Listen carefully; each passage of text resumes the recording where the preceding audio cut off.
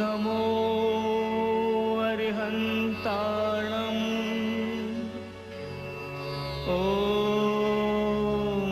नमो सिद्धाणम्।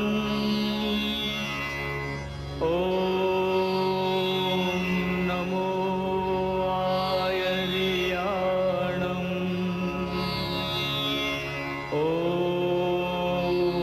नमो वज्रायाणम्।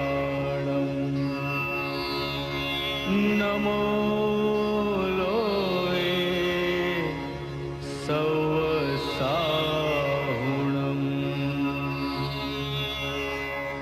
ऐसो पंच नमोकारो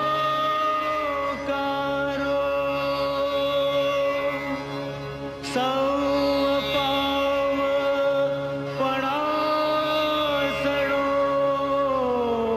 मंगलाणं च सौवेसिं पढमं हवै मंगलम्।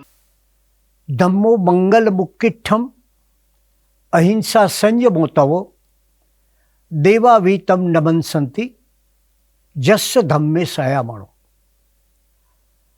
આ ધર્મ એ ઉત્કૃષ્ટ મંગલ છે.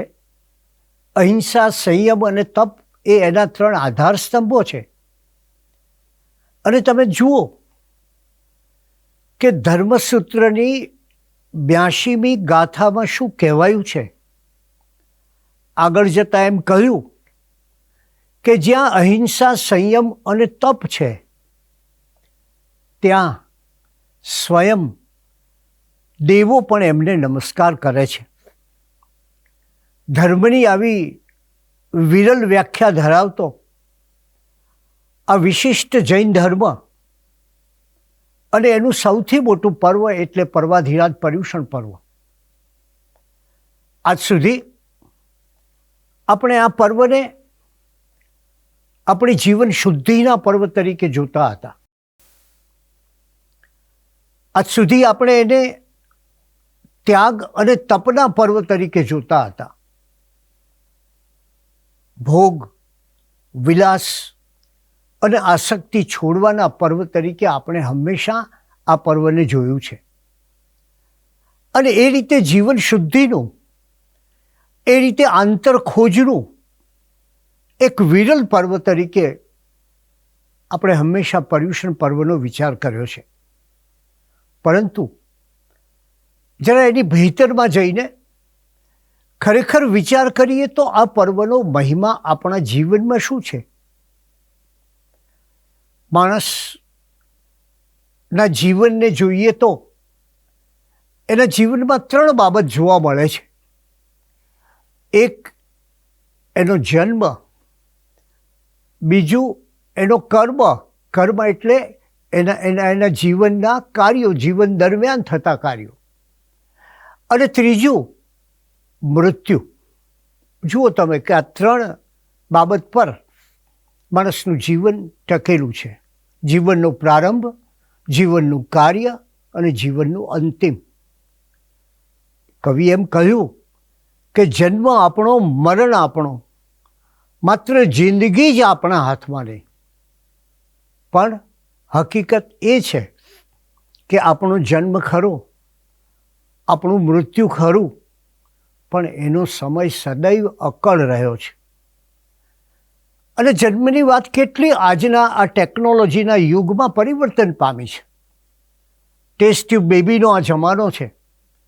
અને ત્યારે આ જન્મ ક્યારે થશે, કઈ પળે થશે એ આપણી પાસે નથી. બરાબર એવી જ પરિસ્થિતિ મૃત્યુની છે કે માણસ મૃત્યુ ક્યારે પામશે એ કોઈને ખ્યાલ નથી. મહાત્મા ગાંધીજી પોતે 100 વર્ષથી વધુ જીવશે એમ કહેતા હતા. અને આપણે જાણીએ છીએ કે એમનું અવસાન 78 વર્ષે થયું. અને જ્યારે એ જોઈએ કે આવા અનિવાર્ય એવા મૃત્યુની કોઈ તારીખ આપણી પાસે નથી, કોઈ તવારીખ આપણી પાસે નથી કે કોઈ નિશ્ચિત તિથિ આપણી પાસે નથી. એટલે તમે જરા વિચાર કરો કે ન જન્મની તિથિ આપણી પાસે, ન અવસાનની તિથિ આપણી પાસે. અને ભગવાન મહાવીર સ્વામીના નિર્વાણની ઘટનાનું સ્મરણ કરો. 72 વર્ષનું આયુષ્ય ધરાવતા પ્રભુ મહાવીરે પોતાના નિર્વાણનો સંકેત આપ્યો. અને એ સંકેત સાંભળીને સામાન્ય જણો આકુળ વ્યાકુળ થઈ ગયા. અને સ્વયં દેવરાજ ઇન્દ્ર એને પણ પ્રભુના અભાવની કલ્પનાથી જ એ ધ્રુજી ઉઠ્યા. બહુ અકળાવનારી લાગી. એમને થયું કે પ્રભુ જો એમના નિર્વાણની ઘડી થોડીક લંબાવે, થોડીક આગળ લઈ જાય, થોડો વખત વધારે પોતાનું જીવન આગળ ચલાવે તો બને એવું કે કદાચ અણીનો ચૂક્યો 100 વર્ષ જીવે તો પ્રભુનો અભાવ બને આટલો બધો અકળાવનારો ન બને. એટલે દેવરાજ ઇન્દ્રએ કહ્યું કે પ્રભુ આપનો ગર્ભ, જન્મ, દીક્ષા અને કેવળ જ્ઞાન હસ્તોત્તરા નક્ષત્રમાં થયા છે. અને અત્યારે આપ નિર્વાણના નિર્વાણની ઘડીમાં ભસ્મગ્રહ સંક્રાંત થાય છે. તો સર્વજ્ઞ અને સર્વશક્તિમાન એવા આપ નિર્વાણની ઘડી જરા થોડી લંબાવી દો ને. મેં આપને કહ્યું તેમ કે અણી ચૂક્યો 100 વર્ષ જીવે એવું એ બને એવો ભાવ દેવરાજ ઇન્દ્રના ચિત્તમાં હતો. અને ત્યારે પ્રભુ મહાવીરનો શું જવાબ છે સાંભળો. એમણે કહ્યું, ઇન્દ્રરાજ, મારા દેહ પ્રત્યેનો મોહ આજે તમને આવું બોલાવી રહ્યો છે. મારી નિકટ રહ્યા છતાં તમે એ ભૂલી ગયા કે આયુષ્ય કદી વધારી શકાતું નથી. એવું કદી થયું નથી અને આ પરમાત્માનું વચન છે, એવું કદી થશે પણ નહીં. આ રીતે પ્રભુએ દર્શાવ્યું કે નિર્વાણની એક ઘડી પણ વધારી શકાતી નથી. આ સંદર્ભમાં મને આપોઆપ ગુરુ ગ્રંથ સાહેબની એક વાત યાદ આવે છે. ગુરુ ગ્રંથ સાહેબમાં કહ્યું છે કે મારો કહીને લોકો આકળ વિકળ થઈને અવસાન સમયે રોકકળ કરતા હોય છે, પરંતુ આ જીવ અર્થાત આત્મા એ મૃત્યુ પામનારો પદાર્થ નથી. આ મૃત્યુ વિશે કેવી જુદા જુદા ગ્રંથોમાં વાત કરવામાં આવી છે. ક્યાંક આ મૃત્યુ નિશ્ચિત હોવાથી એમ પણ કહ્યું છે, જૈન ધર્મના સૂત્રકૃતાંક સૂત્રમાં આ વાત કરી છે. એના 7મા અધ્યાયની 10મી ગાથામાં કહ્યું છે. શું કહ્યું છે? કેટલીક વ્યક્તિઓ ગર્ભાવસ્થામાં, કેટલીક શૈશવમાં અને કેટલીક પંચશીખ કુમાર અવસ્થામાં મૃત્યુ પામે છે. કેટલા યુવાનો આધેડવસ્થા અથવા તો બુઢાપામાં ચાલ્યા જાય છે. આયુષ્ય સૂત્રકૃતાંક સૂત્ર નામનું આગમ કહે છે, આયુષ્ય સમાપ્ત થતાં પ્રત્યેક વ્યક્તિને મરવું પડે છે. આમ મૃત્યુની અનિવાર્યતા સૌએ જોઈ. અને એટલે જ કદાચ બૌદ્ધ ધર્મના ધમ્મપદમાં કહ્યું છે કે આ અંતરિક્ષમાં, સાગરના પેટાળમાં, પહાડની ગુફાઓમાં તમે ગમે ત્યાં જાઓ, પણ જગતમાં એવું કોઈ સ્થાન નથી કે જે સ્થાન પર રહીને મનુષ્યને મૃત્યુ ઝડપી ન શકે. અને જરા નજર કરીએ યહૂદી ધર્મના ઓલ્ડ ટેસ્ટામેન્ટમાં કહ્યું, બહુ અદ્ભુત વાત કરી છે મૃત્યુ વિષયક, કે એવો કોઈ મનુષ્ય નથી કે જેને પોતાના પ્રાણ પર એટલો કાબુ હોય કે એ પ્રાણ નીકળતો હોય ત્યારે એને રોકી રહે. અને આમ કોઈ પણ વ્યક્તિ મૃત્યુ પર અધિકાર ધરાવતો નથી. અને આપણા આગમ ગ્રંથોએ કહ્યું કે એક જ ઝપટમાં જેમ બાજ તેતરને મારી નાખે છે, એ જ રીતે આયુષ્ય ક્ષીણ થતાં મૃત્યુ પણ જીવનને હરી લે છે. અર્થાત ન જન્મ આપણી પાસે આપણો, ન મૃત્યુનો નિશ્ચિત સમય આપણી પાસે, તો આપણી પાસે શું છે? અને તો પછી આ પર્વાધિરાજ પર્યુષણની આરાધનાનું લક્ષ્ય શું છે? વિચાર કરો, આજ સુધી ધર્મ કથાઓનું શ્રવણ કર્યું, જીદ વાણીનું તમે અનુસરણ કર્યું, ધર્મ શ્રદ્ધાનું પ્રગટીકરણ કર્યું, પણ આ બધું શા માટે?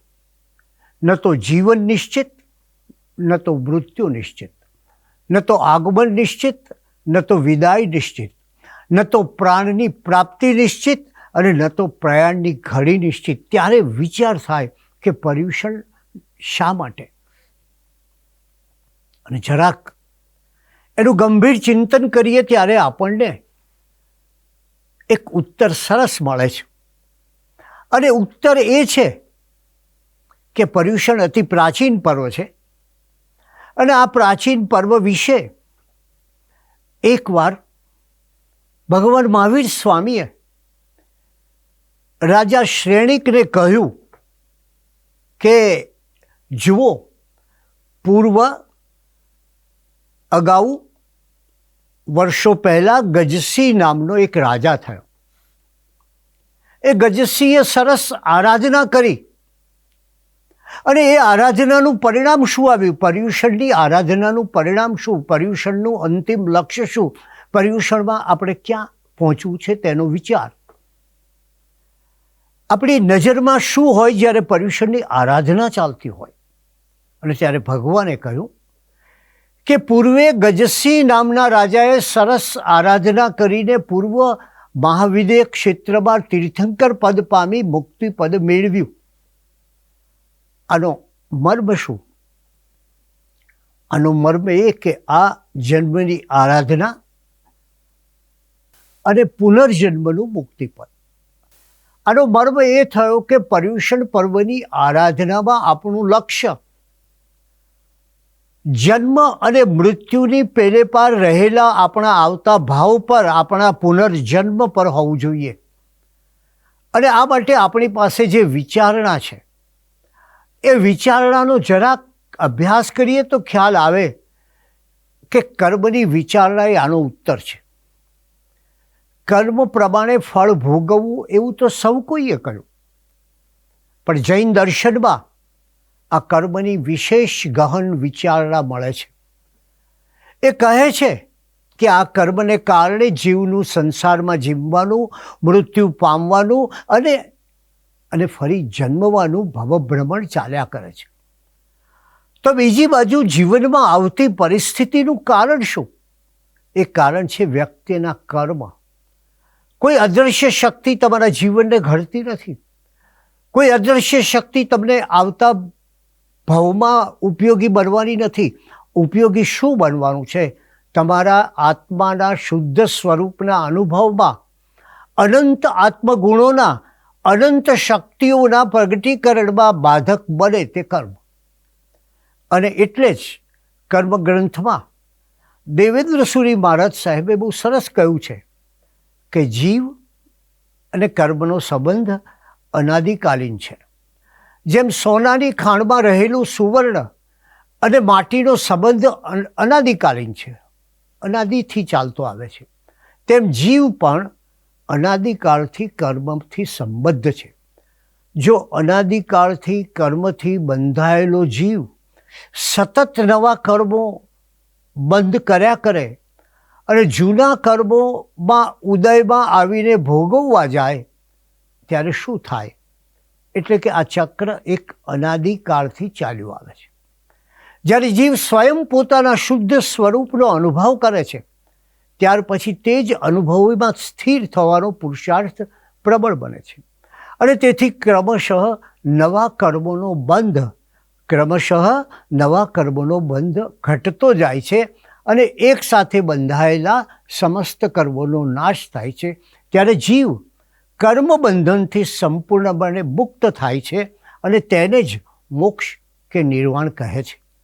હવે આપ જુઓ, હવે આપ વિચારો કે આ કર્મની જે વિચારધારા છે એ વિચારધારાનું કેટલી મોટી વાત છે. અને માટે જ દશાશ્રુત સ્કંદ નામના આગમમાં એના 5મા અધ્યાયની 15મી ગાથા કહે છે કે જેમ બીજ બળી ગયા પછી ફરી અંકુર ઉત્પન્ન થતો નથી. એ જ રીતે કર્મરૂપી બીજો બળી ગયા પછી ભવરૂપી અંકુર ફરી ઉત્પન્ન થતા નથી, અર્થાત મુક્ત જીવ પુનઃ જન્મ ધારણ કરતો નથી. જૈન સાહિત્યમાં આપણે સૌ જાણીએ છીએ કે કર્મ વિશેની ઘણી ઊંડી ચર્ચા કરવામાં આવી છે, અને એની ચર્ચા કરતાં કરતાં એમ પણ કહ્યું છે, જેમ કે આચાર્ય સૂત્રનો વિચાર કરીએ, જે આપણું સૌથી પહેલું આગમ, એમાં કહ્યું છે કામ ભોગોમાં આસક્ત રહેનારી વ્યક્તિ કર્મનું બંધન કરે છે. તો સૂત્રકૃતાંક કહે છે, બહુ સરસ કહે છે કે સૂત્રકૃતાંક, એની વાત જરા સમજવા જેવી છે કે જહા કર્મ લહાવી ભારે, એટલે કે જેવું કર્મ કર્યું હોય એવું જ કર્મ એને ભોગવવું પડશે. આ કર્મ જેમ છે એ તમારે જે ભોગવવાનું છે એની વાત કરી છે. અને ત્યારે એ કલ્પના કરો કે પ્રભુ મહાવીર પરિષદા ભરીને બેઠા હતા અને મગધરાજે પ્રશ્ન કર્યો કે પ્રભુ આ સંસારમાં દુર્લભ શું? 184 જીવ યોનિમાં ફરતા મનુષ્યને જન્મ મળવો મુશ્કેલ છે. મનુષ્ય જન્મ પામવો એ અતિ મુશ્કેલ છે, અમૂલ્ય છે, દુર્લભ છે. અને એથી વધારે દુર્લભ તો ધર્મ બુદ્ધિની પ્રાપ્તિ છે. ત્યારે મને એ કહો, મગધરાજ શ્રેણીક પ્રશ્ન કરે છે પ્રભુ મહાવીરને કે ધર્મ એટલે શું? આપ ફરી જે શ્લોકથી આપણે પ્રારંભ કર્યો હતો એનું સ્મરણ કરો, ધમ્મો મંગલ મુક્તિઠમ. અને ત્યારે ભગવાને કહ્યું અહિંસા સંયમો તવો. ભગવાને કહ્યું અહિંસા પાળવી, સંયમ જાળવવો અને તપ આચરવું, એનું નામ ધર્મ. જરા પ્રભુ ધર્મની ટૂંકી વ્યાખ્યા કહો. આ જરા લાંબી વ્યાખ્યા થઈ ગઈ. જીવનને વિશુદ્ધ બનાવીને આત્માને ઓળખવો, એનું નામ ધર્મ. અને પછી પૂછે છે કે પર્વાધિરાજ પર્યુષણના દિવસોમાં અમારી દિનચર્યા કેવી હોવી જોઈએ? અને તમે વિચાર કરો કે આ પર્વાધિરાજ પર્યુષણની આપણી દિનચર્યા કેવી હોય છે. એમાં ખરેખર આપણે આંતરખોજ કરીએ છીએ? એમાં ખરેખર આપણે આ આત્માની દિવાળીના અવસરે આપણા ભીતરના નફા તોટાનો હિસાબ મેળવીએ છીએ? એમાં ખરેખર આપણે બાહ્યથી નિવૃત્ત થઈને આંતરિક રીતે પ્રવર્તીએ છીએ? કે પછી આપણી બાહ્ય પ્રવૃત્તિઓ, બાહ્ય ઘટનાઓ, બાહ્ય પરિસ્થિતિઓ એ જ પર્વાધિરાજ સમયે આપણા પર છવાઈ જાય અને પર્વાધિરાજનો સમય પૂરો થઈ જાય? આ અંતરખોજ કરીએ ત્યારે ભગવાને કહ્યું કે આ સમયે તારામાં કઈ ભાવના હોય. ત્યારે એનો અર્થ છે, ભગવાને કહ્યું કરુણા ભાવથી તારું હૃદય છલકાતું હોય અને મૈત્રી ભાવ જાણે ફુવારા ઉડાડતી હોય. દુઃખી, ત્રસ્ત અને જરૂરિયાતવાળાને તારે દાન કરવું, મદદ કરવી, આશ્વાસન આપવું. આપણી તો આશ્વાસન આપવાની રીત પણ એવી છે કે પેલાનો ઘા વધારે ઊંડો થાય, એનું દુઃખ વધી જાય. ત્યારે એમ કહ્યું કે આશ્વાસન આપવું. વિરોધીને વિદ્વેષી સાથે, તમારો જે વિરોધી હોય, તમારો જે દ્વેષી હોય, એની સાથે સરળતા ભાવ ધારણ કરવો. ધર્મ કાર્યોમાં ચિત્ત પરવવું, મન શુદ્ધિ કરવી. એટલે જુઓ, આ બધી અંદરની જ વાત છે. મૈત્રી ભાવ ભીતરમાં થાય, તમારે કરુણા ભાવ ભીતરમાં જાગે, અને એટલે મન શુદ્ધિ કરવી અને પરમાર્થના કાર્યોમાં રચ્યા પચ્યા રહેવું. આ આખી વાત, આ ભગવાનનો પ્રત્યેક વિચાર તમે જરાક ભીતરમાં જઈને જોશો તો આપણી આજને અજવાળીને આવતીકાલને સુધારવાની વાત છે. અને એટલે જ આ પર્વાધિરાજ પર્યુષણ એ આપણા જીવનમાં શું કરે છે? આપણા આગમ સૂત્ર એક સૂત્ર છે, દિવેવ ધમ્મમ. ધર્મ છે એ દીપકની જેમ આપણા જીવનના અંધકારનો નાશ કરે છે, અને એ અંધકારનો નાશ થાય એ જરૂરી છે આ સમયે અને આ પરિસ્થિતિમાં. અને ત્યારે આપણે સૌએ આ પર્વાધિરાજ પર્યુષણની આરાધના સમયે વિચાર આપણા આવતા જન્મનો કરવાનો છે, આપણા પુનર્જન્મનો કરવાનો છે. આપણું લક્ષ્ય એ છે, આપણું સંધાન એ છે, આપણું નિશાન એ છે. આજે તીર, ઉપાસનાનું તીર, સાધનાનું તીર, લક્ષ્ય ભણી જવાનું તીર, એનો અંતિમ શું છે? અંતિમ પૂર્વભાવને સુધારવાનો છે. અને એને માટે આ પર્યુષણ પર્વમાં આપણે આ કામ કરીએ. પહેલી આત્મજાગૃતિ, મારી જાતને જગાડવી, મારા ભીતરને જાણવું, મારા આત્માને ઓળખવો. પછી આત્મવિશ્લેષણ, આત્મામાં રહેલા ગુણો દુર્ગુણો એ જોવા સમજવા, અને પછી આત્મસાધના, પછી એ આત્માની ઉર્ધ્વતા માટેની સાધના. તો ચાલો આ પર્યુષણમાં આનો વિચાર કરીએ કે આપણા જીવનમાં આ પર્યુષણ દ્વારા આપણે કેટલી આત્મજાગૃતિ, આત્મવિશ્લેષણ અને આત્મસાધના કરી અને આપણા જીવનમાં કેવો પ્રકાશ ફેલાયો. આ આત્મજાગૃતિ, આત્મવિશ્લેષણ અને આત્મસાધનાનો માર્ગ શું? કયા માર્ગે જવાથી એની સાધના થઈ શકે? આપણા ધર્મગ્રંથોએ બહુ સરસ કહ્યું છે, સ્વયં પ્રભુએ કહ્યું છે કે જે રીતે કેરીના હૃદયમાં છુપાયેલી ગોટલીમાં, કેરીનું હૃદયમાં છુપાયેલી ગોટલીમાં આંબાનું વિશાળ વૃક્ષ રહેલું છે, એ જ રીતે હે માનવ, તારી કાયામાં પરમાત્મા છુપાયેલો છે. એને તું શોધી લે.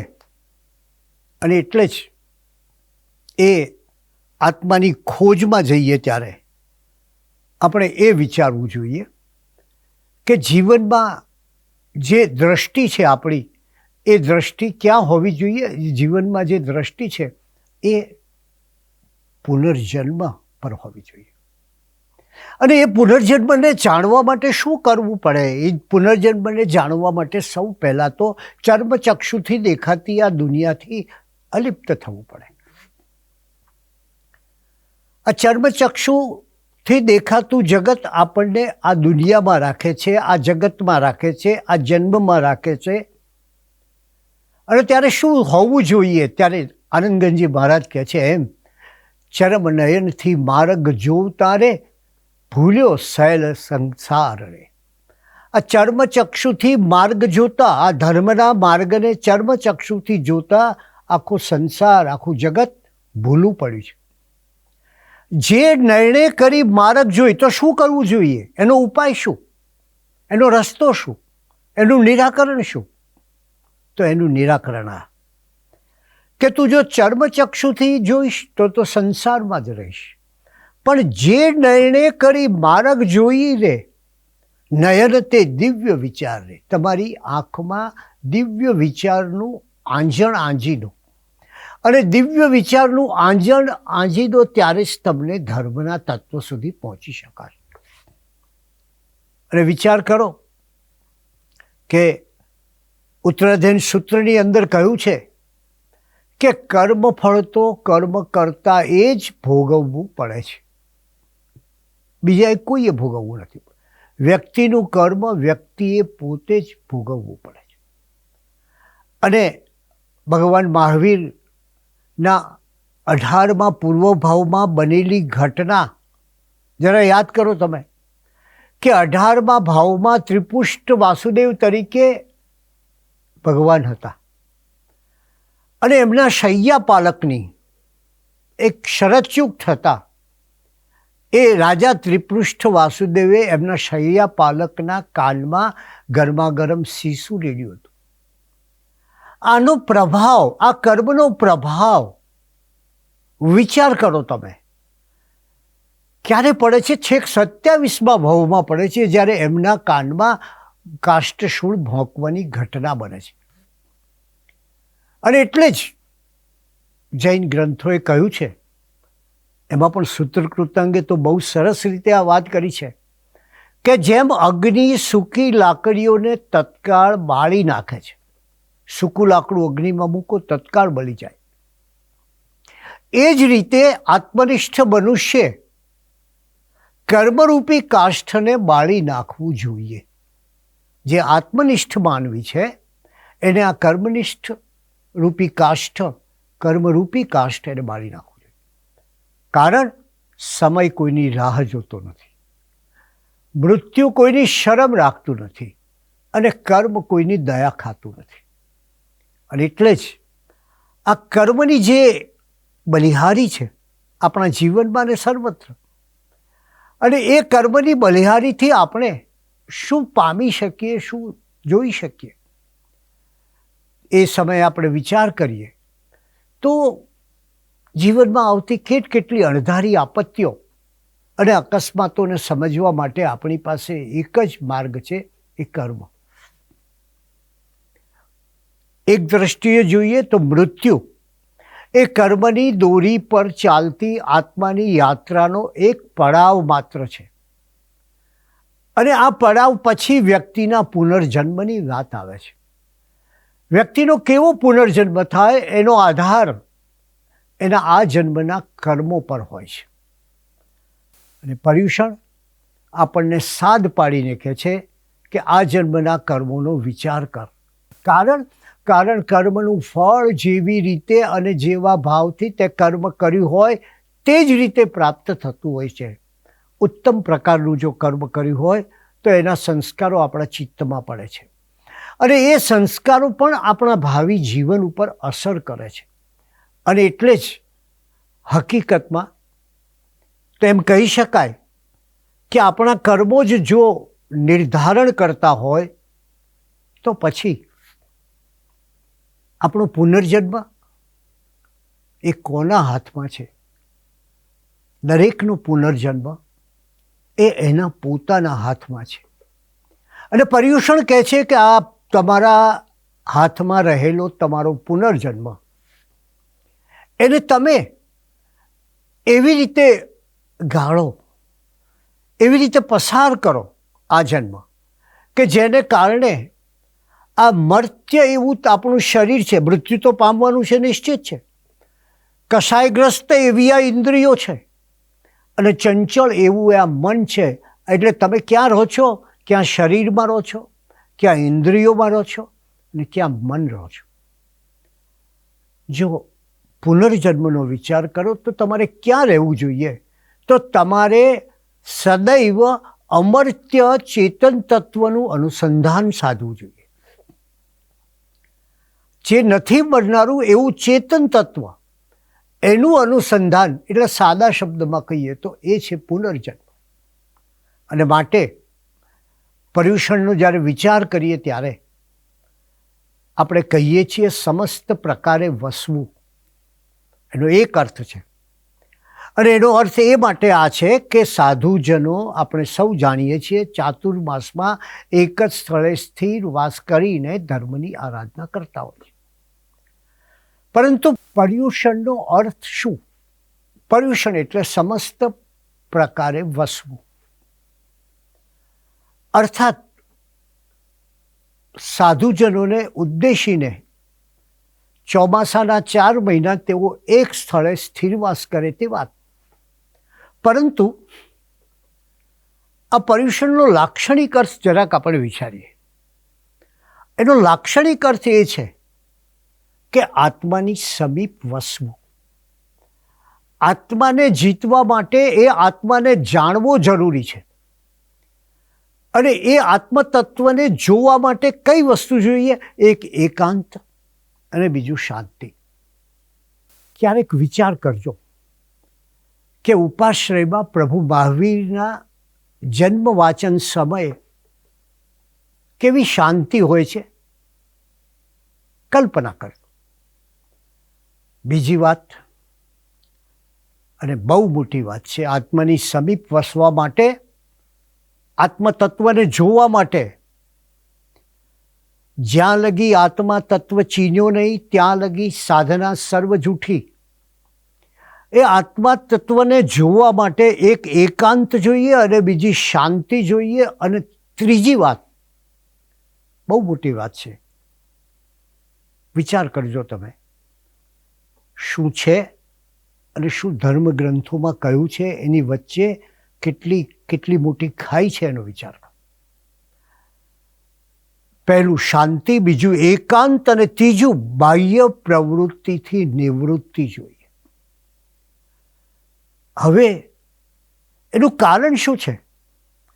આત્માની સમીપ શા માટે તમારે રહેવું જોઈએ? તો અનંતકાળથી આત્મા મોહ અને મિથ્યાત્વ અથવા તો કષાય અને અજ્ઞાનમાં વસતો આવે છે. એ પોતાના સ્વભાવને ભૂલીને પોતાના વિભાવને જ નિજ સ્વરૂપ માનીને બેઠો છે, અને એને કારણે આપણે જીવનમાં પારાવાર પીડા, દુઃખ, કંકાસ, વેદના, વ્યથા, ક્લેશ પામીએ છીએ. ભૌતિક લાલસાના મૃગજળ તરફ આપણે આંધળી દોટ કરી છે. અને ત્યારે કઈ રીતે ધર્મ આરાધના થાય? અને ક્યારે કરીએ છીએ ધર્મ આરાધના? પર્યુષણે મેં આપને કહ્યું એમ આપણે સૌએ સાથે મળી અને એક સહચિંતન કરવાનું છે. ક્યારે કરીએ છીએ ધર્મ આરાધના? ભગવાને કયો સમય કયો છે ધર્મ આરાધનાનો? જરા તપાસ કરીએ. ભગવાને કહ્યું, પ્રભુની વાણી આ છે કે જ્યાં સુધી વૃદ્ધાવસ્થા આવે નહીં, શરીર વ્યાધિથી ઘેરાઈ વળે નહીં, અને ઇન્દ્રિયો શિથિલ ન થાય, ત્યાં સુધી ધર્મનું આચરણ કરી લે. આપણે તો ધર્મને ક્યાં મૂકી દીધો એનો વિચાર કરીએ. આ પર્યુષણ પર્વમાં અંતરખોજ પણ કરવી પડે. વ્યક્તિ વૃદ્ધ બને, ઇન્દ્રિયો શિથિલ થાય, વ્યાધિઓથી ઘેરાઈ જાય, અને પછી ધર્મ આરાધના શરૂ કરે. ત્યારે ધર્મ આરાધના ક્યારે કરાય? ધર્મ આરાધના એ યુવાનીની વાત છે કે વ્યક્તિ યુવાન હોય અને ધર્મ આરાધના કરે, વ્યક્તિ બાળક હોય અને ધર્મ આરાધના કરે. ભગવાને કહ્યું કે હવે તમારે કંઈ કરી શકો એમ ન હોય, વ્યાધિ થઈ ગઈ હોય, ઘરમાં તમે જરા લોકોને પણ પસંદ ન હોય, એવે સમયે જઈને તમે ઓટલે બેસો મંદિરના, તો એ ન ચાલે. આથી સૌથી પહેલી વાત અહીંયા એ આપણે સમજવી છે કે ધર્મ આરાધનાનો આ એક મોટો અવસર છે. અને બીજી વાત જે જૈન દર્શન કહે છે કે બંધન અને મુક્તિ એ બંને આપણા હૃદયમાં છે. મેં આપને કહ્યું ને કે આપણો પુનર્જન્મ કોઈ બીજાની પાસે નથી, આપણા પોતાના હાથમાં છે. અને એ કઈ રીતે એવો સરસ પુનર્જન્મ પામી શકાય? તો એક છે બીજી વાત, પર્યુપશનમ. આ પર્યુપશનમ એટલે પરિવત્તા ઉપશનમ. ચારે બાજુ બધા પ્રકારની કષાય વગેરેની ઉપશાંતિ, એ કામ કરવાનું છે પર્યુષણમાં. કશ એટલે સંસાર, અને આ એટલે વૃદ્ધિ, જેનાથી જન્મ મરણની પરંપરાની વૃદ્ધિ થાય છે, તે કષાય. અને વિચાર કરો કે માણસો કેટલા બધા કષાયના કિલ્લામાં કેદ થઈ ગયા છે. ત્યારે એ પર્યુષણ પર્વે આપણે જે કરવાનું છે એ કરવાનું છે કે આપણા પુનર્જન્મ તરફ દ્રષ્ટિ રાખીને અજ્ઞાનમાંથી સમ્યક જ્ઞાન તરફ જવું છે. આ વિભાવમાંથી સ્વભાવ તરફ જવું છે, વેરમાંથી મૈત્રી તરફ જવું છે, પીડામાંથી પ્રેમ તરફ જવું છે, અને બાહ્ય ઉપાધિઓમાંથી આંતર સમાધિ તરફ જવું છે. એટલે કે પર્યુષણ એ તમારા આધ્યાત્મિક જીવનનો, તમારા સમગ્ર જીવન યાત્રાનો, જન્મ, કર્મ, મૃત્યુ, પુનર્જન્મ, આ સઘળી યાત્રાનો એક માઇલસ્ટોન છે. અને આ માઇલસ્ટોન જે છે તમારો, એ માઇલસ્ટોનમાં તમે ઊભા રહીને વિચાર કરશો કે હવે મારે કઈ દિશામાં જવું છે. જેમ આપણે રસ્તામાં જતા હોઈએ અને જાણીએ કે આટલા માઇલ દૂર છે આ શહેર કે ગામ, એમ આ એ વિચાર કરવો છે કે મારા આત્માના ઉચ્ચ ભાવોનું પોષણ પામી ચેતનામય જ્યોતિ સુધીની મારી આ યાત્રા એ કઈ રીતે થાય. અને માટે એ ભૂલવા જેવું નથી કે પર્યુષણ એ વ્યક્તિગત પર્વ છે. માણસને ટોળામાં રહેવાની બહુ આદત છે. એને તમાશો ખૂબ ગમે છે. એ બેઠો હોય તોય ચોપાસ વ્યવહારની વાત કરે છે. એને ભૌતિકતાની ભરમારમાં જીવવું બહુ પસંદ પડે છે. આપણે જાણીએ છીએ કે જે બોલીનો પ્રસંગ આવે અને ત્યારે કઈ પરિસ્થિતિ હોય છે કે જ્યાં ભૌતિકતાની ભરમાર જોવા મળે છે. હવે સમય મારે અને તમારે એ ભીતરની યાત્રા તરફ જવું છે. જો આ બાહ્ય ઉપાધિઓમાં જ રહી જઈશું તો થશે એવું કે એક માણસ એ મોબાઈલ ઝૂંટવીને ભાગ્યો ત્યારે પેલાએ કહ્યું કંઈ નહીં, તું તારે મોબાઈલ લઈ જા ને, ચાર્જર તો મારી પાસે છે ને. આ પરિસ્થિતિનો વિચાર કરીએ કે પેલો મોબાઈલ લઈ ગયો છે, ધર્મ ચાલ્યો ગયો છે, માત્ર ચાર્જર આપણા હાથમાં પકડીને બેઠા છીએ. ચાર્જર લઈને ફરીએ છીએ, કોઈ સંવાદ નથી. અને આવે સમયે આપણી સાધના વધુને વધુ આત્મલક્ષી બને. અહિંસા, સંયમ અને તપ પરમાત્માએ સરસ બતાવ્યું કે જીવને શિવ બનાવવા માટે અને જનને જૈન બનાવવા માટેનો આ મોટામાં મોટો કિમિયો છે.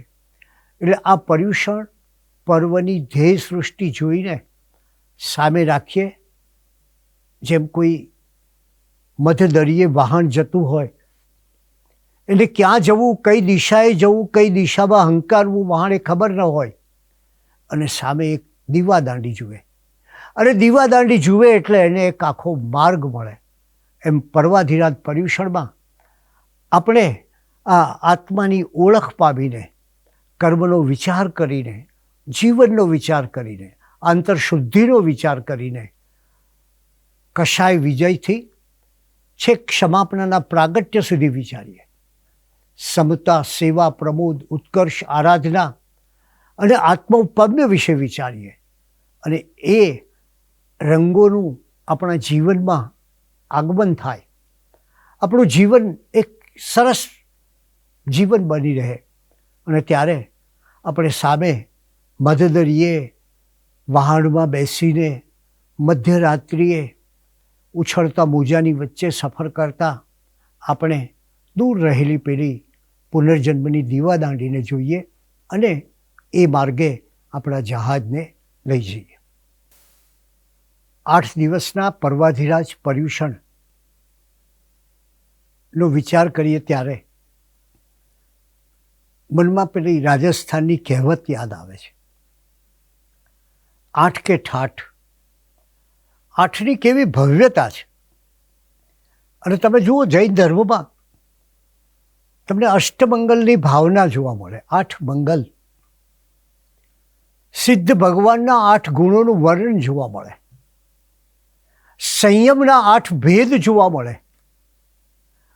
યોગના 8 અંગ જોવા મળે, આત્માના રૂચક પ્રદેશ પણ 8 છે, સાધુની પ્રવચન માતા પણ 8 છે. અને આ 8 સોપાન ચડીને આપણે આજે આ અષ્ટાંગિકા પર્વની, આ પર્વાધિરાજ પર્યુષણ પર્વની ઉજવણી કરીએ. મનુષ્ય જીવનના મહિમા વિશે એક બહુ જ સુંદર વાત કાર્તિકેયાનું પ્રેક્ષામાં કરવામાં આવી છે. એને કહ્યું છે કે આ મનુષ્ય ભાવ કેવો મહાન છે. એને કહ્યું કે મનુષ્ય ભાવમાં જે તપ થાય છે, આપણે જાણીએ છીએ દેવો કે અન્યત્ર થતું નથી. મનુષ્ય ગતિમાં જ બધા મહાવ્રત થાય છે, મનુષ્ય ગતિમાં જ ધ્યાન થાય છે અને મનુષ્ય ગતિમાં જ મોક્ષની પ્રાપ્તિ થાય છે. અને એટલે આ મનુષ્ય જીવનનો શું મહિમા છે. ભગવાન મહાવીર સ્વામીના અંતિમ ઉપદેશ સમાન શ્રી ઉત્તરાધ્યાન સૂત્રની એ ગાથાનો વિચાર કરીએ, એ સૂત્ર કૃતાંગનો વિચાર કરીએ તો એ બંને આગમો સતત એમ કહે છે કે જેમ વીતી ગયેલી રાત્રિ પાછી આવતી નથી તે રીતે મનુષ્ય જીવન પુનઃ પામવું કઠિન છે. આવા મનુષ્ય જીવનની કૃતાર્થતા કરવાનો આ અવસર એટલે પર્યુષણ. જીવનની નાવને આપણે હંકારતા હંકારતા અહીં સુધી લાવ્યા છીએ. હવે આગળ જવાનો વિચાર તે પર્યુષણ, આપણા પુનર્જન્મનો વિચાર તે પર્યુષણ. અને એ વિચાર જ્યારે આપણે કરીએ, એના વિશે જ્યારે વિચાર કરીએ ત્યારે એ પુનર્જન્મનો વિચાર જે આપણે જોઈએ ત્યારે ખ્યાલ આવે છે કે આપણે ક્યાં જવાનું છે.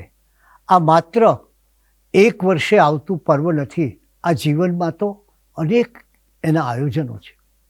પણ આઠ કે ઠાઠ, આઠનો મહિમા મારે તમને આજે એવા 8 પગથિયા બતાવવા છે કે જે પર્વાધિરાજ પર્યુષણમાં આપણે આચરવાના છે. પર્યુષણ પર્વની એક વ્યાખ્યા છે, પરિસમંતાત ઉપસમીપે સમમ મનો યસ્યા સા પર્યુષમના. પરિસમંતાત ઉપસમીપમ સમમ મનો યસ્યા સા પર્યુષમના. અર્થાત આપણે કઈ રીતે જીવવું, પર્યુષણ કહે છે કે આપણું જીવન એ તો અનુકૂળતા અને પ્રતિકૂળતા વચ્ચે ઝૂલતું હોય છે. આપણને અનુકૂળતા ખૂબ ગમે છે અને સહેજ પ્રતિકૂળતા થતાં અકળાઈ ઉઠીએ છીએ. પર્યુષણ કહે છે કે સુખમાં ગર્વિષ્ઠ ન બનીએ અને દુઃખમાં શોક સંતપ્ત ન થઈએ. જીવનની બંને ભાવોમાં સમભાવ, સર્વ પરિસ્થિતિમાં સમભાવ, એ આ પર્યુષમનાનો પહેલો અર્થ છે. કે જીવનની પ્રત્યેક પરિસ્થિતિમાં શા માટે સમભાવ? ક્યાંક જીવનમાં આપત્તિ આવે, ક્યાંક કોકના પ્રત્યે દ્વેષ જાગે, ક્યાંક કોકના પર વેર લેવાનું મન થાય. પણ જૈન દર્શન કહે છે કે જરા ભીતરમાં જઈને વિચાર કરજો કે તમારા પરના આ દુઃખનો ઈલાજ મારે શોધવો છે.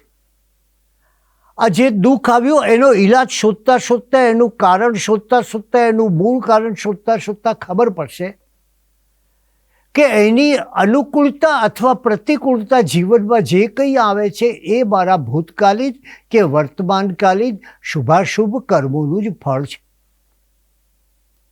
આ મારું કર્મ ફળ છે અને માટે એને આનંદભેર વ્યતીત કરજો.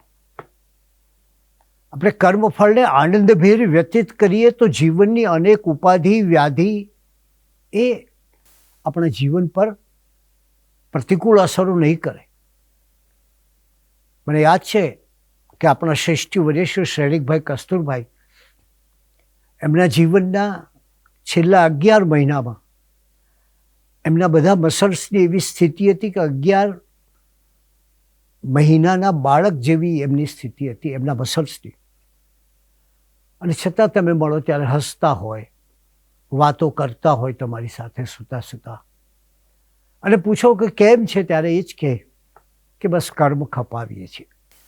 એટલે આ કર્મની પરિસ્થિતિ તમને સઘળી પરિસ્થિતિઓને આનંદભેર વ્યતીત કરવાનો ઉપાય બતાવે છે. આ પર્યુષણથી શું થાય છે?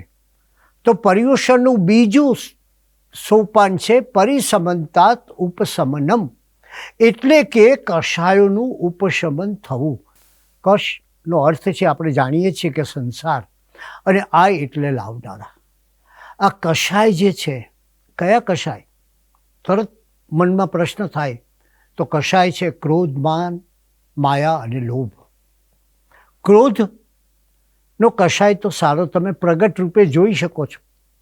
માણસ ગુસ્સે થાય તો તમને દેખાય છે. બીજા કષાય જરા સમજવા અઘરા પડે. લોભ જાગ્યો હોય બહાર દેખાય નહીં, ક્રોધ જાગ્યો હોય તરત દેખાય. માણસનો ગુસ્સો આપણે જોઈ શકીએ એના અવાજમાં, એના ચહેરા ઉપર, એના વર્તનમાં. અને એટલે જ કહ્યું છે કે આગ છે એ ઘરને બાળે છે અને ક્રોધ છે એ વ્યક્તિના જીવનને બાળે છે. શેક્સપિયરે કહ્યું છે કે ક્રોધ એ સમુદ્ર જેવો બહેરો અને અંધકાર જેવો ભૂલવનારો છે. આનું ઉત્તમ ઉદાહરણ ચંડ કૌશિક છે. પૂર્વ ભાવમાં ઉગ્ર તપસ્વી, ક્રોધી ખરો, પણ ઘણીવાર તપ અને ક્રોધનો બહુ વિલક્ષણ સંબંધ જોવા મળે છે. ક્યારેક માણસ અઠ્ઠાઈ કરે પણ ગુસ્સે થઈ જતો હોય છે. ત્યારે ચંડ કૌશિક એ પ્રખર તપસ્વી હોવા છતાં ક્રોધ પર એનો કાબુ નહોતો. અને એકવાર એને ક્રોધ જાગ્યો અને ક્રોધ ચડતા પોતાના શિષ્યને મારવા દોડ્યો અને દોડતા દોડતા થાંભલા સાથે અથડાયો. આપ જાણો છો, આપણે કહીએ છીએ કે ક્રોધ એ અંધ છે. અંધ આ રીતે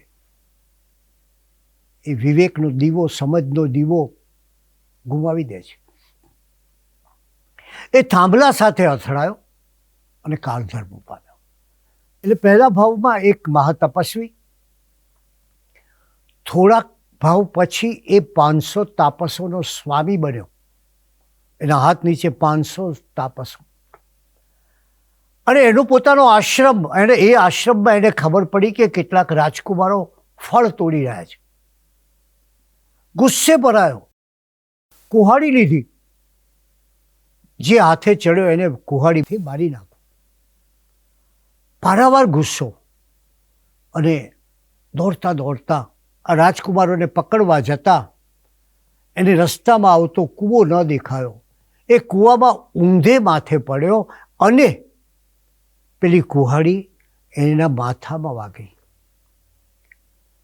એક ભાવમાં જે તપસ્વી હતો, બીજા ભાવમાં 500 તાપસનો સ્વામી બન્યો, પણ ક્રોધને કારણે પેલી કુહાડી માથામાં વાગી. ક્રોધ અંતે વ્યક્તિને પોતાને વાગે છે એવું આ પ્રતીક છે. એને પોતાને નુકસાન કરે છે એની આ વાત છે. તમે કોઈના પર ક્રોધ કર્યો હોય તો એ જીવનભર તમારા ક્રોધને ભૂલી શકતો નથી. અને ત્યારે એ કુહાડી માથા પર વાગી અને એને ત્યાં ને ત્યાં જ એ મૃત્યુ પામ્યો. તમે જો ક્રોધે કેવી દશા કરી. એકવાર મોટો તપસ્વી હતો, બીજી વાર તાપસ બન્યો અને ત્રીજી વાર શું થયો? ત્રીજી વારે દ્રષ્ટિ વિષ સર્પ થયો. અને ક્યાં રહેતો હતો? જંગલમાં હતો. ભગવાન દક્ષિણ વાચાલાથી ઉત્તર વાચાલા તરફ જતા હતા ત્યારે જંગલમાં એ વસતો હતો. એટલે વિચાર કરો કે પહેલી વાર એ સાધુના ઉપાશ્રયમાં હતો. આ ક્રોધની કેવી ગતિ છે જુઓ, માણસની કઈ દુર્દશા કરે છે. બીજી વાર સાધુના ઉપાશ્રયમાંથી આવ્યો તાપસના આશ્રમમાં અને ત્રીજી વાર ભયાનક વનમાં. પહેલા એ તપસ્વી હતો ત્યારે, વૃદ્ધ તપસ્વી હતો ત્યારે એ વૃદ્ધાવસ્થામાં મૃત્યુ પામ્યો. બીજામાં 500 તાપસનો સ્વામી હતો ત્યારે યુવાવસ્થામાં મૃત્યુ પામ્યો. અને છેલ્લે એ સર્પ તરીકે જન્મ્યો અને એનો જીવ ક્રોધમાં ખૂંપ્યો અને મૃત્યુ પામ્યો. તમે વિચાર કરો કે એનું પહેલી ઘટના બની, પહેલું ક્રોધનું પ્રગટીકરણ કયું? હા, એ વખતે એ તપસ્વીના હાથમાં શું હતું? રજોહરણ હતું. બીજું પ્રગટીકરણ કયું? કુહાડી. અને ત્રીજું પ્રગટીકરણ કયું? આપણે સૌ જાણીએ છીએ કે ચંડ કૌશિક એવો દ્રષ્ટિ વિષ સર્પ હતો કે બીજા તો સાપના ડંખમાં ઝેર હોય, એની આંખમાં ઝેર હતો. આમે જેના મનમાં દ્વેષ હોય કે ક્રોધ હોય એની આંખમાં ઝેર હોય છે. અને એવો એ દ્રષ્ટિ વિષ સર્પ. આકાશમાં નજર કરે તો આકાશમાં ઉડતા પંખીઓ મૃત્યુ પામતા હતા. એટલે પહેલો ક્રોધ એ બહારથી જોઈ શકાય. જ્યારે માન, માયા અને લોભ એ તો સમજવા, પામવા, જાણવા ઘણા અઘરા, કારણ કે એ દેખાતા નથી. માન એટલે અભિમાન, મોટાઈ. આપણે જાણીએ છીએ ને, શકટનો ભાર જેમ શ્વાન તાણે. ત્યારે આનાથી જે લિપ્ત થતો નથી એ જ વ્યક્તિ કર્મોથી લિપ્ત થતો નથી. અને એ જ વ્યક્તિ, આ અનાસક્ત વ્યક્તિ જ સંસારના પરિભ્રમણમાંથી મુક્ત થાય છે. એટલે ત્યારે મારા ચિત્તમાં એક 10 વૈકાલિક સૂત્રનું એક મહાન સૂત્ર યાદ આવે છે. ઉપસમેન હણે કાહમ, ઉપશમથી ક્રોધને નષ્ટ કરો. માણમ મદ્દવયા જીણે, મૃદુતા દ્વારા માનને જીતો. માયમ ચ ડજ્ય ભાવેણ, સરળતા દ્વારા કપટ ભાવને જીતો. અને લોભમ સંતોષવો જીણે, અને સંતોષ વડે તમે લોભ પર વિજય મેળવો. આ છે પર્યુષણનું બીજું પગથિયું. ત્રીજું પગથિયું છે પર્યુપક્ષમણા. એક સામીપ્ય વૃત્તિ રાખીને કોઈની ક્ષમા યાચના કરવી. પ્રત્યક્ષ અને પરોક્ષ રીતે કોઈ પણ પ્રાણી પ્રત્યે કોઈ પણ દ્વેષ થયો હોય તો એના નિવારણનો સમય છે, એના હૃદયપૂર્વકની સમય છે એ આપણી ક્ષમાપના. આપણા 8 કર્મો આપણે સૌ જાણીએ છીએ: જ્ઞાનાવરણીય, દર્શનાવરણીય, વેદનીય, મોહનીય, આયુષ્ય, નામ, ગોત્ર અને અંતરાય. એ 8 કર્મોને કારણે માણસ સંસારમાં પરિભ્રમણ કરે છે. અને એમાંથી જાગેલા વેરને દૂર કરવા માટે ક્ષમા છે. ક્ષનો અર્થ છે ગાંઠ, અને માનો અર્થ છે ગાંઠ દૂર કરવી, ગાંઠને દૂર કરવી. અને ત્યારે આ ક્ષમા શું છે? આ ક્ષમા શસ્ત્ર છે મૈત્રીનો વિકાસ સાધવાનું. આ ક્ષમા મંત્ર છે આધ્યાત્મિક ઉજ્જવળતાનો. આ ક્ષમા એ તમને શાંતિ તરફ લઈ જાય છે. આ ક્ષમાનો સ્ત્રોત છે અહંકાર વિસર્જનનો, અને ક્ષમાની જ્યોત છે પરિવારના સૌહાર્દની. ક્ષમા અહંકારમાંથી તમને વિનમ્રતા તરફ લઈ જાય છે. ક્ષમા એ આ અવનીનું મોટું અમૃત છે. ક્ષમા એ આ ધર્મ મહાલયનું મહાદ્વાર છે. અને એ દ્વાર, ક્ષમાનું આ રસાયણ માણસને મહામાનવ બનાવે છે. અને સાચી ક્ષમાથી જ માણસમાં સ્વમાંથી પરમાં જોવાની પ્રેરણા જાગે છે. પર્યુષણનું ચોથું પગથિયું છે પરિજૂષણમ. પરિજૂષણમ એટલે કે સર્વ પ્રાણીઓને આત્મૌપમ્ય માનવા, સર્વની ચાહના કરવી, સર્વ જીવો પ્રત્યે પ્રેમ રાખવો, કારણ કે આપણો જેવો જીવ છે એવો જીવ એનો છે. તો એથી આગળ વધીને 5મા સોપાન તરફ જઈએ તો પરિસમંતાત ઉપણમ નિવાસ, એટલે કે વ્યાપક રૂપથી સર્વત્ર નિવાસ કરવો. 6 મહિના સુધી દ્રઢના પેઢાલ ગામમાં, દ્રઢભૂમિમાં આવેલું એક પેઢાલ ગામના પોલાશ ચૈત્યમાં 20 ઉપસર્ગો યોગી વર્ધમાનને કરનાર પ્રત્યે, એ સંગમદેવ પ્રત્યે કેવી કરુણા છે. એ કરુણા, બધા પ્રાણીમાં પોતાને આત્મવત માનવા એ કરુણા, જૈન ધર્મની એ સૂક્ષ્મતા, એ સંવેદના, એ વિશ્વ વાત્સલ્ય, એ બધું અહીંયા છે. 6થું સોપાન છે એ છે પ્રકર્ષેણ જોષણમ સેવનમ પજૂષણ. એટલે કે માનવ અને પ્રાણી માત્રને સમાન માનવો હોય તો ઠીક, પણ માનવ અને પ્રાણી માત્રની મન, વચન અને કર્મથી સેવા કરવી. માત્ર માનવાનું પૂરતું નથી. અને આપણે જાણીએ છીએ કે અહીંયા આત્મકલ્યાણ અને સમાજ કલ્યાણ બંનેની વાત છે.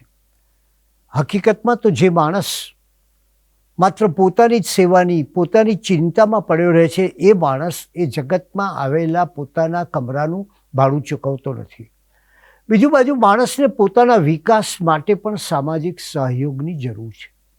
અને એટલે જ પર્યુષણ કહે છે, જેમ પેલા કવિએ સરસ કહ્યું છે કે નથી બહારનું કોઈ, બધા જ ઘરના છે, તું તારી દ્રષ્ટિની સીમા જરા વધારી જો. આ આત્માનો વિકાસ, અહિંસા, સત્ય, તિતિક્ષા, આ બધાથી થાય છે. અને આ પર્યુષણનું 7મું સોપાન છે પરિસમંતાત ઉપાસના. એટલે કે આ પર્યુષણથી તમારે પરિસમંતાત ઉપાસના. કોની ઉપાસના કરવાની?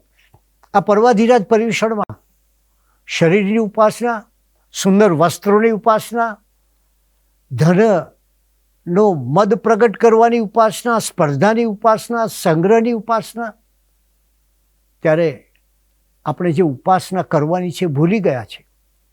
આત્માની ઉપાસનાની વિસ્મૃતિ અને આત્માથી દૂર ગયેલો માણસ આપણે નોંધી લેવું જોઈએ, એ પરમાત્મા સુધી પહોંચી શકતો નથી. અને ત્યારે એ આત્માની ઉપાસનાના માર્ગે જ પરમાત્માનું દર્શન કરી શકે. જે એગમ જાણે તે સર્વમ જાણે, જે એકને જાણે છે તે સર્વને જાણે છે. અને એટલે 7મું સોપાન આપણને કહે છે કે આ પર્વાધિરાજ પર્યુષણ સમયે ન દેહ, ન શણગાર, ન સ્પર્ધા, ન ધન, ન પદ, ન પ્રતિષ્ઠા, કોઈની ઉપાસના નહીં. ઉપાસના કોની? તારા આત્માની ઉપાસના કર. અને હવે અંતિમ 8મા સોપાન તરફ જઈએ તો એનું નામ છે પરિશ્રમણા. પરિશ્રમણા એટલે કે પર્યુષણનો એક અર્થ છે ધ્યેય તરફ વિકાસ. પ્રમાદને કારણે માણસ પોતાના ધ્યેય તરફ જતો નથી. ભગવાને તો ખાસ અપ્રમાદ ઉપર બહુ મોટો ભાર મૂક્યો છે જૈન દર્શને. પોતાના ધ્યેયનો વિકાસ કરી આત્મકલ્યાણ અને સામાજિક ભાવના માટે નિરંતર શ્રમ કરતા રહો. આ શ્રમણ શબ્દ છે આપણે ત્યાં. આ શ્રમણ સંસ્કૃતિ એ હકીકતમાં શ્રમની સંસ્કૃતિ છે. અને બીજી બાજુ એ શ્રમની સામે શું છે? તો એ શ્રમણનો બીજો અર્થ છે શાંત. શ્રમણનો બીજો એક અર્થ છે મૈત્રી. અને એનો એક વિશેષ અર્થ છે એ મૈત્રી ભાવ જે આપણામાં જગાડે એ શ્રમણ. આવી ભાવના સાથે આ પર્વાધિરાજ પર્યુષણમાં આપણે આ આત્માની ઉપાસના કરીને આપણા પુનર્જન્મની દીવાદાંડી તરફ વધુને વધુ આગળ વધીએ એ ભાવના સાથે આપ સૌના આભાર સાથે જય જિનેન્દ્ર.